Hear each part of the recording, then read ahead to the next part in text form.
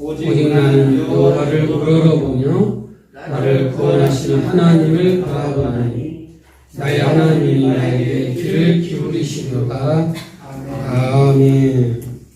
미가서를 지금 펼쳤습니다. 이 미가서는 미가 선지자가 예언한 내용이지요. 이 미가 선지자는 그 남쪽 이스라엘의 출신입니다.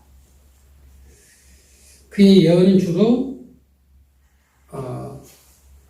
출신은 남쪽 유다임에도 불구하고 이제 북쪽 그 이스라엘을 대상으로 한 특징이 있어요. 미가가 예언한 시대는 남왕국이 솔로몬 사후에 남북이 분열됐잖아요.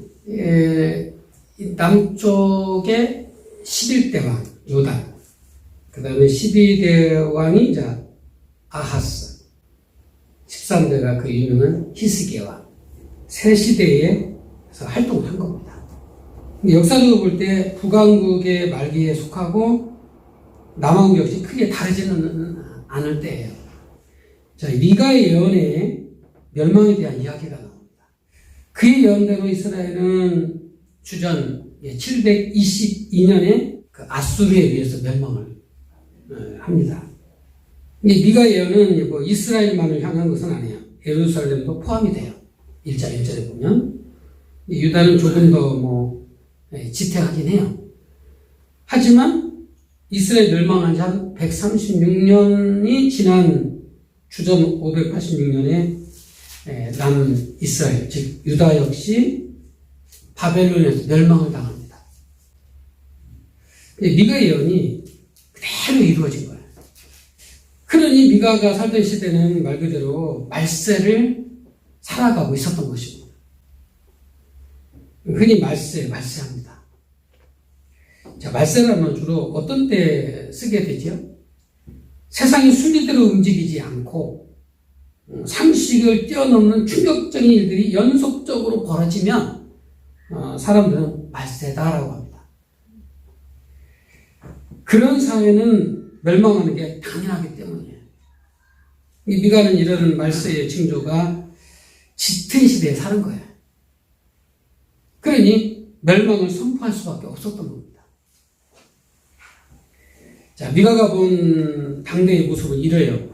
미가는 농부 출신입니다.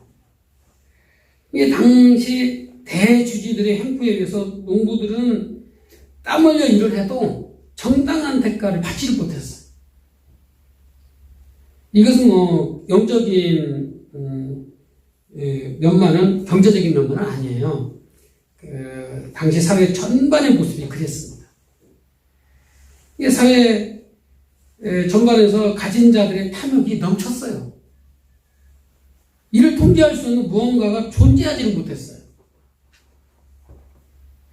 반면에 이제 이런 자들에게 손해보고 간결당하는 자들은 어디에 하선할 길이 없는 정의가 무너진 시대예요.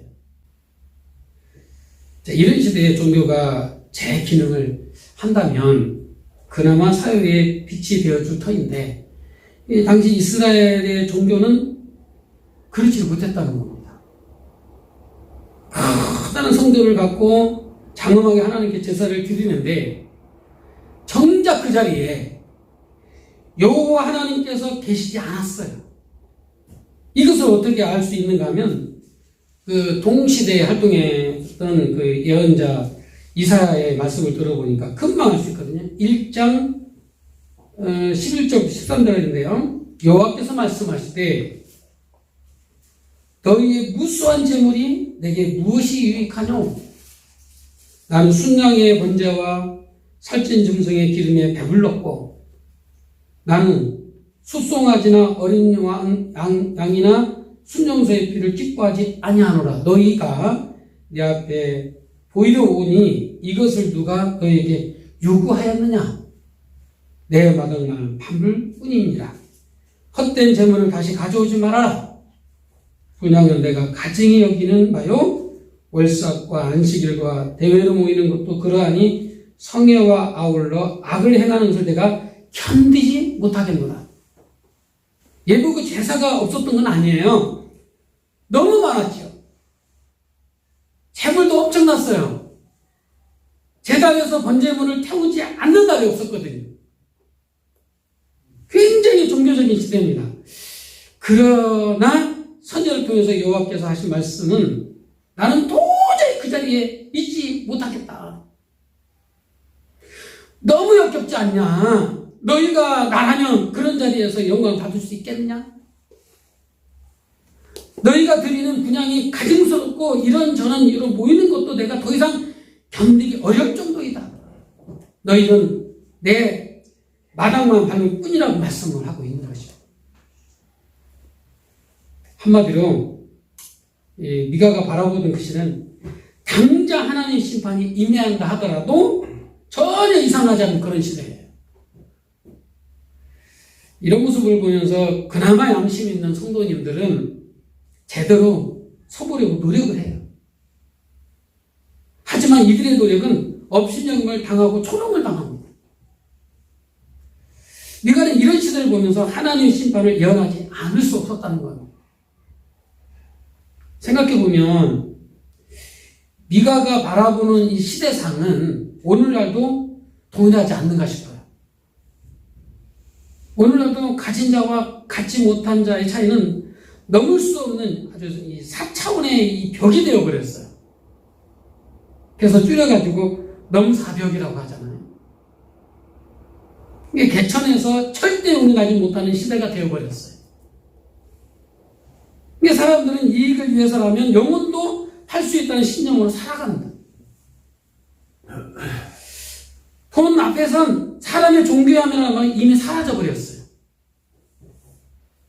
불의가 얼마나 팽배한지 몰라요. 그러면 종교는 어떤가요? 이미 우리 사회에서 기독교를 비롯해서 거의 대부분의 종교는 기득권이 되어버렸어요.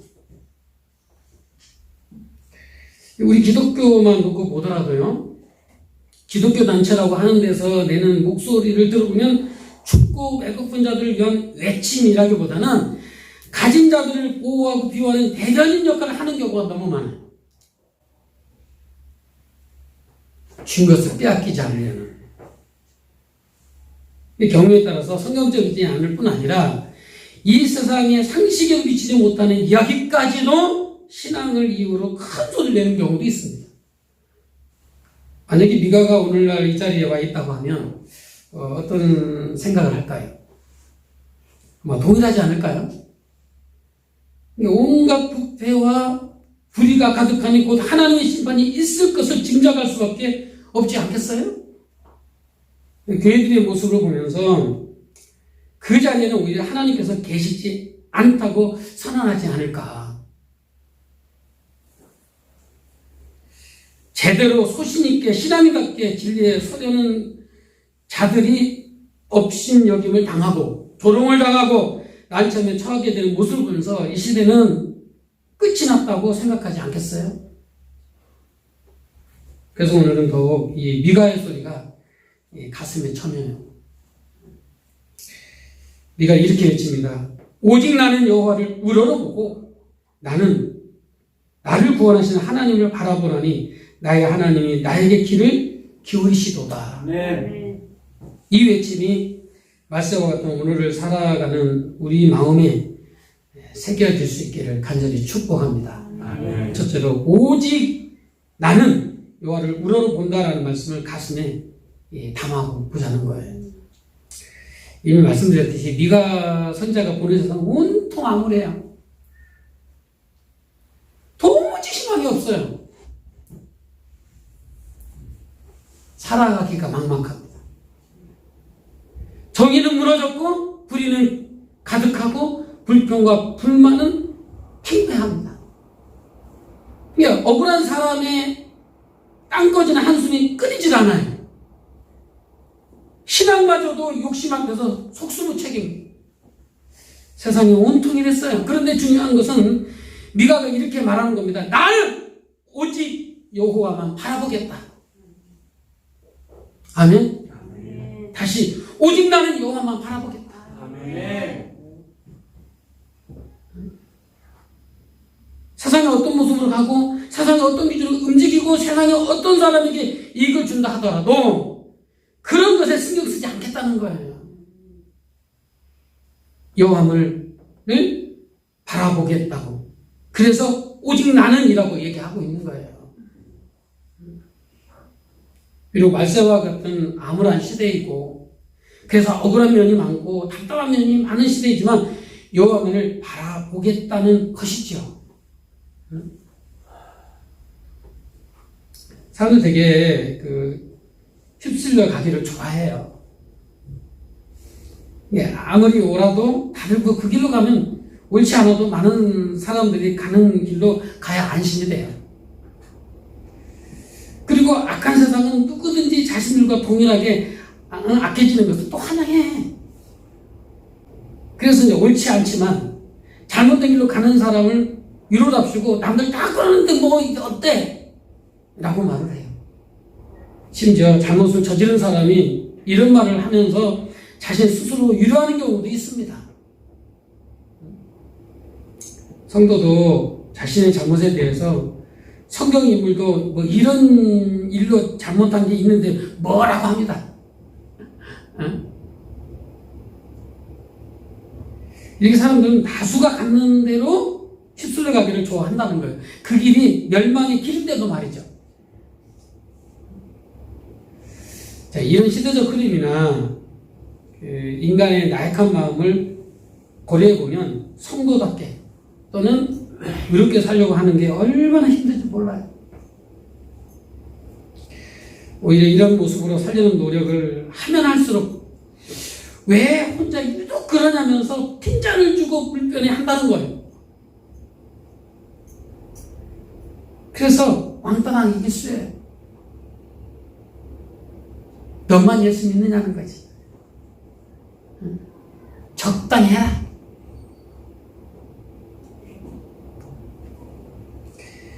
그러니까 여러분 미가의 소리를 들어야 돼요. 미가의 이런 암울한 시대에서 그리고 조롱받는 상황에서 남들이 다 가는 길에서 뒷게답게 핀잔을 듣는 자리에 처했지만 오직 나는 여호와를 바랍니다 라면서 여호와 하나님은 향하고 있습니다.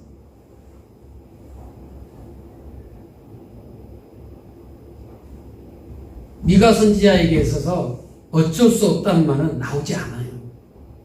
응? 코로나19 시대이니까 경제가 다 어려우니까 목사님 이해해 주십시오. 이게 통하는 거예요? 하나를 양보하면 두 번째 양보하는 것은 더 쉬워요. 두 번째 양보하게 되면 세 번째는 그냥 아무렇지 않게 그냥 건네가게 되는 겁니다. 우리도 세상은 어떠하든 나 자신은 오직 우리는 여호와만 바라보는 자가 되실 수 있기를 간절히 축복합니다. 하나님 앞에서는 먼저 내가 온전하게 서는 것이 우선이에요. 세상을 구원하는 놀라운 일을 하더라도 나 자신이 여호와 앞에 인정받지 못하면 아무 소용이 없잖아. 남보란 듯이 하나님께서 인정받는 모습은 아닐지라도 자신의 양심과 하나님께서 부끄럽지 않는 길을 가시기를 축복합니다. 둘째로 나를 구원하시는 하나님을 바라보다라는 말씀을 가슴에 담아봅니다. 이 말씀을 가슴에 새기는 이유가요. 여호와 하나님은 구원하시는 분이시라는 겁니다. 미가는 불의와 죄악으로 가득 찬 세상을 보면서 하나님의 심판을 예언했습니다. 가득 찬 세상을 보면서 하나님의 심판을 그리고 그 예언에 따라 북왕국 이스라엘은 주전 720년에 아수르의 멸망을 당했습니다. 반면에 남유다는 주전 586년에 바벨론에서 멸망을 당했습니다. 그런데 미가는 이런 심판만 이야기한 건 아니에요. 여호와 하나님의 구원을 이야기하고 있습니다. 자, 구절을 볼 때 세 번에 걸쳐서 심판을 이야기하고 이어서 구원 곧 희망을 이야기합니다. 오늘 읽은 말씀 7장 7절은 세 번째 심판과 구원을 구분하는 지점이에요. 즉 이제 8절부터 마지막 절까지는 구원이라는 희망을 이야기하고 있는 것입니다. 이 말세와 같은 세상에서 선지자는 왜 외쳤을까? 그것은 돌아오라는 거예요. 회개하라는 거예요. 그래서 구원받으라는 겁니다. 이런 목적이 없다면 외칠 필요조차 없는 거잖아요. 한 가지 더 생각해야 합니다. 그럼 과연 희망이 있기는 한 걸까? 그래서 비가는 지금 우리가 집중하고자 하는 말씀을 전하는 거예요. 나를 구원하시는 하나님을 바라보나니 아무리 어렵고 힘든 상황이라 하더라도 하나님은 우리를 구원하신다는 거예요. 네.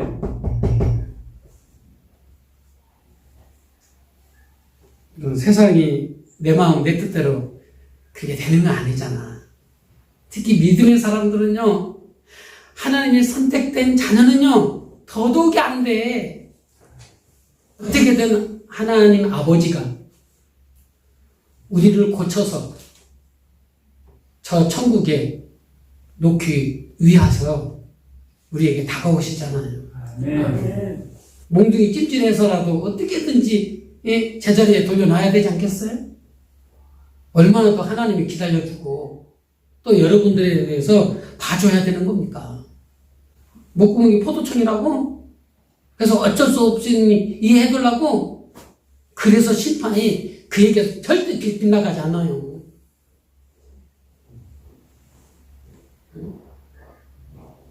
정신 차리자. 시작. 정신 차려야 돼요. 언제까지 이렇게 살아갈 거냐 이거예요. 적당하게 타협하면서, 여러분 적당하게 타협하는 것이 나는 좋을는지 몰라. 그러나 나와 함께하는 가장 측근 중에 측근인 사람들이 영향을 받아서 그 사람들까지도 영혼을 난도질시킨다는 거예요.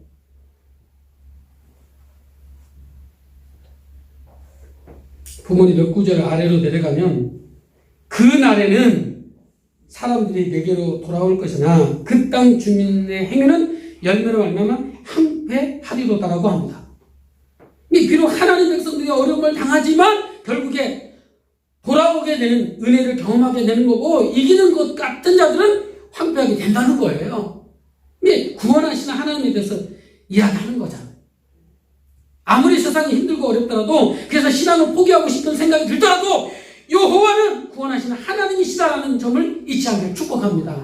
하나님은 포기하지 않아요. 응? 하나님은 포기하지 않아요.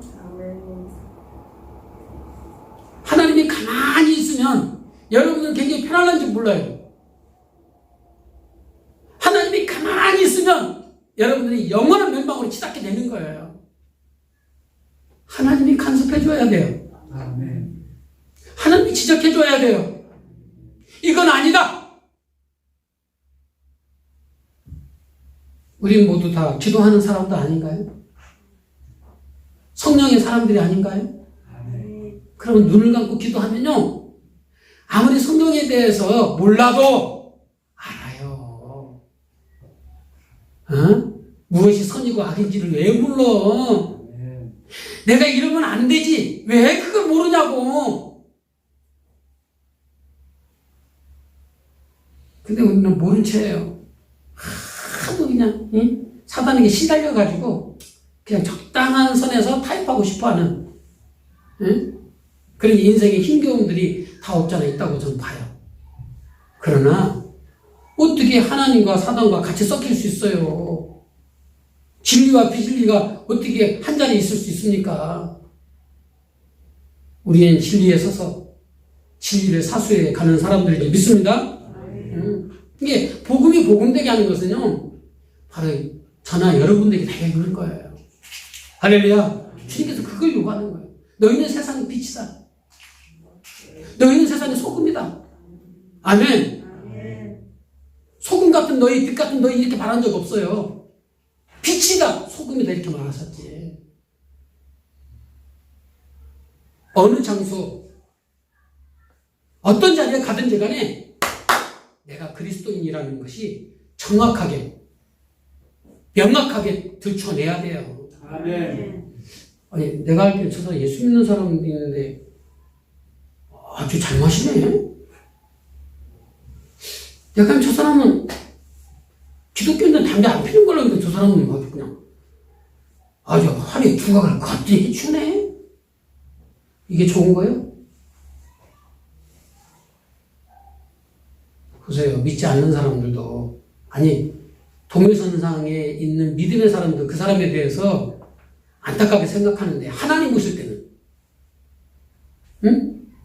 인간이 볼 때도 참 저거 괘씸하고, 저게 무슨 그리스도이냐라고, 응? 소위 좀 핀잔 아닌 핀잔을 내는데, 하나님은요? 인간이 그 정도의 판단을 할 수 있다고 하면, 하나님의 심판은 그에게서 절대 빗나갈 수가 없어요. 올곧게 살아야 돼요. 똑바로 살아야 돼요. 아멘? 마지막입니다. 나의 하나님이 나에게 귀를 기울이시리로다라는 말씀을 가슴에 담아야 돼요. 열왕기상 18장에 보니까 그 엘리야와 바알 선지자들이 대결하는 모습이 나와요. 이게 바알 선지자들이 하루 종일 응답해달라고 외칩니다. 하지만 아무런 응답이 없어요. 그러자 이제 바알 선지자들이 이번에는요, 자신들의 몸을 막 상해가면서 외치기 시작하는 거예요. 자, 자신의 몸을 상해할 정도로 자신을 바라봐달라는 간절한 표현이거든요. 그래도 아무런 응답이 없어. 이를 지켜보던 엘리야가 말합니다. 혹시 이 바알이 졸고 있어서 응답지 못하는 건지 모르니 더 난리를 펴발하고 조롱을 합니다. 그러나 바알은 우상은 응답할 수가 없죠. 가짜이기 때문에. 이제는 엘리야가 기도합니다. 바알 선지자들처럼 난리를 피우지 않습니다. 자신의 몸을 상하지도 않습니다. 그저 여호와여 내게 응답하소서. 그래서 여호와가 하나님이신 것을 알게 하옵소서라고 말합니다. 아멘. 그랬더니 물론 흠뻑 적신 제단뿐만 아니라 주변에 도랑에 꼬인 아주 그냥 흥건한 물까지 모두 살라버리는 불이 하늘로부터 내려온 거예요. 자, 이 작은 엘리야의 소리 하나님께서 들으시고 응답하신 것입니다. 여호와 하나님은 당신의 종들의 기도에 항상 귀를 기울이고 계세요. 아멘. 여러분들의 기도에 항상 귀를 기울이고 계십니다. 아멘. 아멘. 아멘. 하나님은 졸지 않으세요. 하나님은 전능하십니다. 아멘. 우리 하나님은 당신의 백성들의 소리를 듣지 않은 것은 하나도 없으세요. 다 들으세요.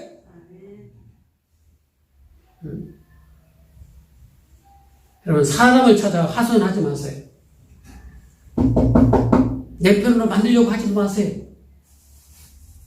하나님 한 분만으로 만족하세요. 우리 하나님을 꺼다놓은 보릿자루로 생각하면 안 되잖아요. 우리 육신의 아버지도 나름 우리 자녀에게 있어서는 어마어마한 힘을 주기도 하고 든든한 백그라운드잖아요. 응? 물론 좀 실망이라는 그런 상황도 전개될 수가 있지만 뭐 육신의 부모님이니까 그런 거예요. 그러나 시공을 초월해서 존재하시는 하나님, 이분은 우리의 아버지예요. 부족한 게 전혀 없으세요. 전지하고 전능하신 하나님, 무소부재의 하나님이십니다. 그러니 폭풍하다고 나 좀 알아주세요 할 것이 아니라 그 하나님 앞에 바짝 엎드려서 간구하시라는 거예요. 하나님의 도움을 요청하세요. 하나님 도움을 요청하기 전에 먼저 회개가 전제돼야 돼요. 그리고 내가 잘못 이게 살아온 것에 대한 반성과 함께 그걸 고치겠다는 의지의 표명을 분명히 해주셔야 돼요. 나는 고치지 않으면서, 나는 변화되어지지 않으면서 하나님 주세요. 이것은 어불성설이잖아. 이거 억지잖아요. 누가 그 고지를 믿어? 응?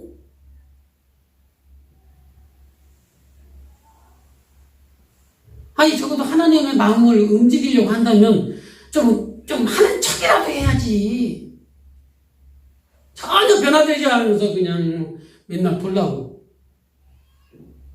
그러면 5살 먹은 아이도 그렇게 하진 않아요. 어?